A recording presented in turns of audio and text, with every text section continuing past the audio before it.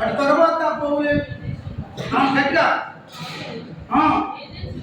ఎదోసి నుండి బయలుదేరి పంతు వంశీయుడైన అప్పుల అనే ఒక యూదుని అతని భార్యను పుష్కరుని వారి యొద్దకు వెళ్ళెను. పౌలు కొనుక్కున్నాడంట. కొరింథీ పట్టణంలో ఉన్నటువంటి అప్పుల ప్రిస్కిల వారు ఎక్కడ ఉన్నారు? పౌలు ఎవరు? పౌలు మహాజ్ఞాని, పౌలు సంగీత సభ్యుడు, యోధ మతాన్ని అవకాశం పట్టించే ఒక యూదుడు, దేవుడి గురించి అగాధంగా మాట్లాడినటువంటి ఎవరు? యోధ సైనికుడు. క్రైస్తవులు అంటే పడదు, క్రైస్తవులు అంటే చంపేవాడు, క్రైస్తవులు హింసించేవాడు. కానీ ఎవరైతే క్రీస్తు కొరకు పాటుపడుతూ ఉన్నారో, ఎవరైతే క్రీస్తు సువార్తని నిర్విర్వంగా ప్రకటిస్తూ ఉన్నారో వారి పంపుని వారి వెంట పనిచేసేట ఎవరు? పౌలు గారు. వారి వెంట బస్సు చేయడమే కాకుండా క్రీస్తు కొరకు క్రీస్తు ఏదైతే బోధించాడో, క్రీస్తు ఏదైతే ఆ గలీల ప్రాంతంలో ఆ యొక్క పట్టణంలో ఏదైతే సువార్త చేశాడో వాటి విషయాలన్నీ కూడా అప్పుల్లా పుసుకుంటారు. కొన్ని విషయాలు వారితో తర్కిస్తూ ఉండేవాడంట వారి ఇంట్లో కూర్చుని. ఎవరో? పౌలు గారు.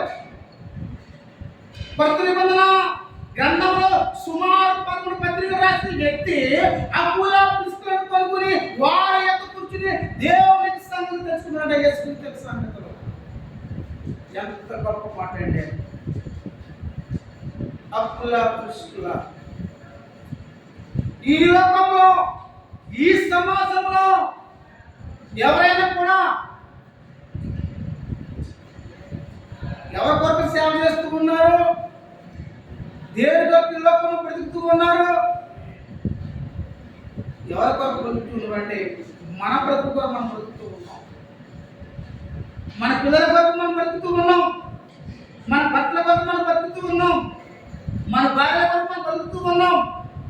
కానీ ఈ అప్పుల్లా పురుషులు అయితే దేవుని యొక్క సేవ కొరకు, దేవుని యొక్క ఉన్నతమైనటువంటి జీవితం కొరకు మీరందరూ కూడా పాటుపడ్డారు. అలాగే కాకుండా వీరు అపోస్తల కార్యములు 18వ అధ్యాయము 24వ వచనం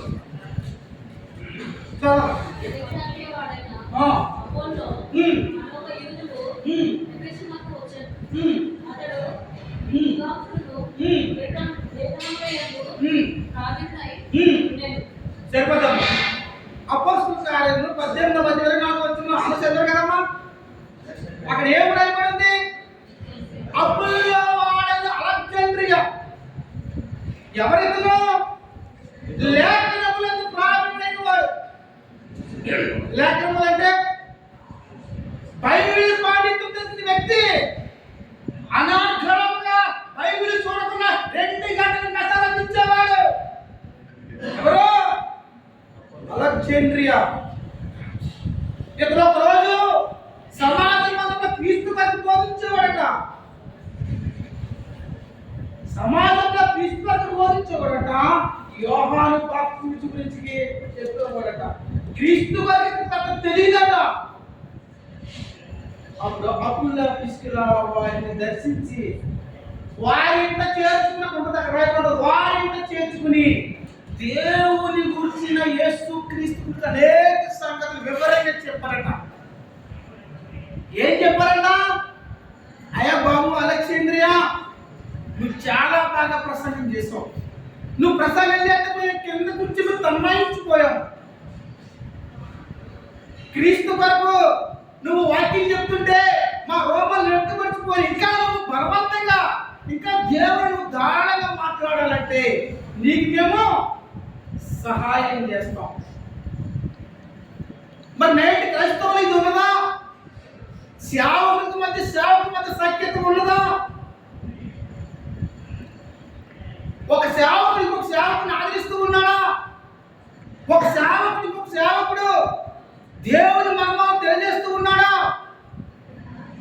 చేస్తూ ఉన్నాడా? ఎవరైనా వాక్యం చెప్తే మన మొక్కలు మాడిపోతాయి. ఎవరైనా గట్టిగా పాటలు పాడితే మన మొక్కలు మాడిపోతాయి. ఎవరైనా ఏదైనా జ్ఞానం బోధిస్తే మనకు ఏమైపోతుందంట? గుళ్ళు కుతుందలు ఎక్కువైపోతాయంట. ఎవరు చెప్తున్నారు? అపోస్తలుడు పౌలే చెప్తున్నాడు. నేను చెప్తున్నాను, నాకు టైం కాదు కాబట్టి నేను మీకు షార్ట్ చెప్పబోతూ ఉన్నాను.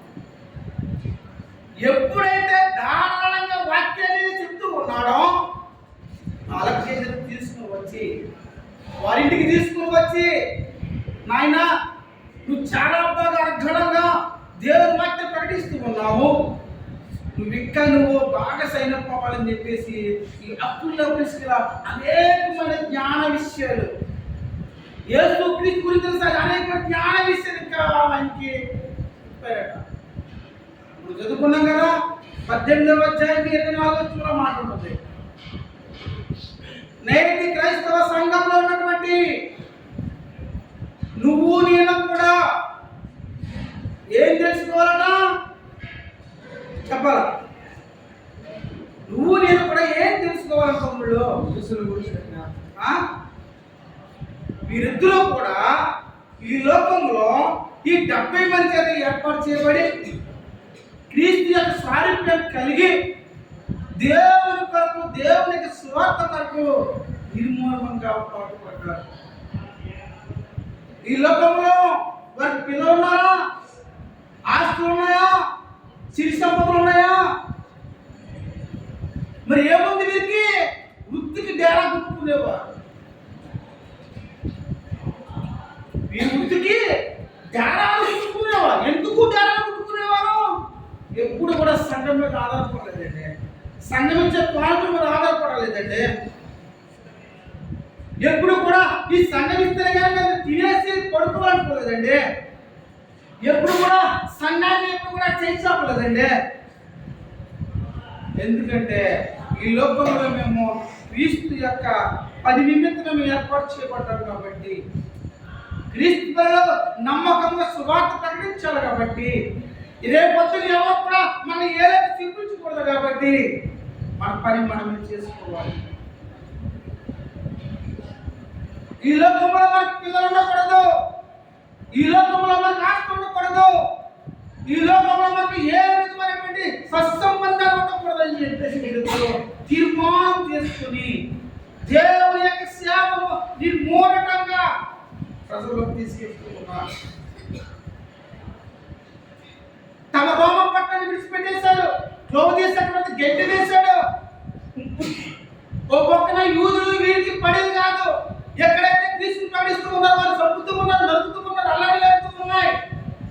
సమస్తము కూడా నాశనం చేయబడింది. ఇటువంటి పరిస్థితుల్లో దేవుని సువార్త ప్రకటన నాకు అవసరమా అనుకున్నారా? ఇటువంటి పరిస్థితుల్లో యేసు క్రీస్తు సువార్త ప్రకటన మనకు అవసరమా అనుకున్నారు. ప్రాణాలు కూడా లెక్క చేయకుండా యేసు క్రీస్తు యొక్క ఈ లోకానికి ఎందుకు వచ్చాడో, ఈ లోకంలో మనకు ఎందుకు జన్మించాడో, ఎందుకు సువార్త చేశాడో, ఎందుకు చనిపోయాడో, చనిపోయిన తర్వాత మరలా ఎందుకు తిరిగి లేచాడో, మరలా ఎందుకు రాబోతున్నాడో సమస్తము కూడా చక్కగా వివరించి వెళ్ళిపోయారు. దేవుని సువార్తలో నమ్మకంగా జతగా ఎక్కడ తారతమ్యం లేకుండా, ఎక్కడ కూడా భార్య భర్తలు కూడా ఎక్కడ నువ్వు తక్కువ కూడా సమానంగా వెళ్ళారండి. జతపని వారిగా సమానంగా వెళ్ళారు. జతపని వారిగా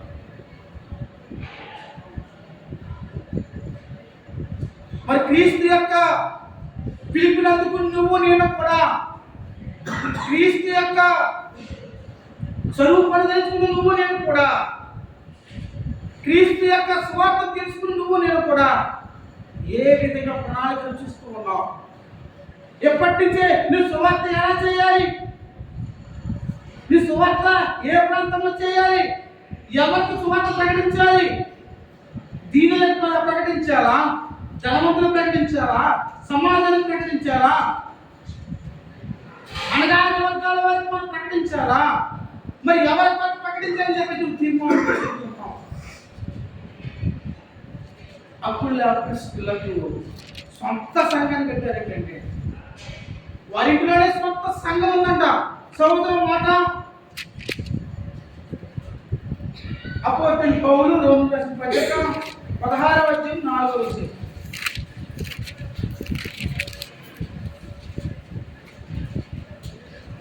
వారు నా ప్రాణం కొరకు తమ ప్రాణమును ఇచ్చుకున్నట్టుకై తెగించిరి.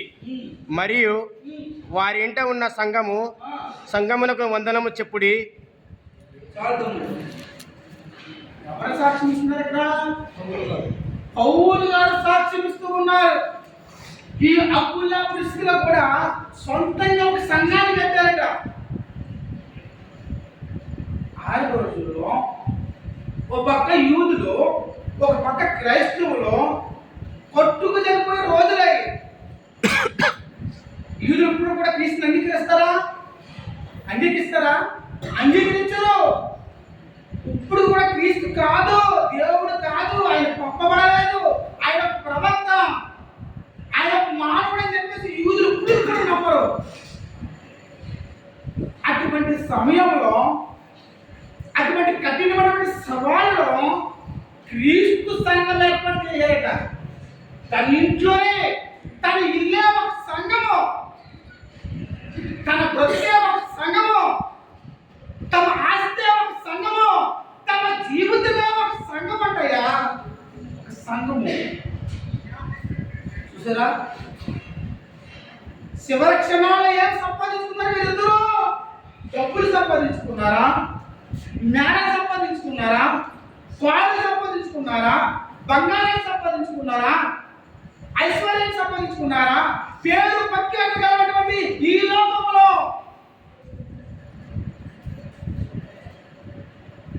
ఏమి సంపాదించుకున్నారు? ఈ లోకంలో దేవుడి సంఘం స్థాపించారు.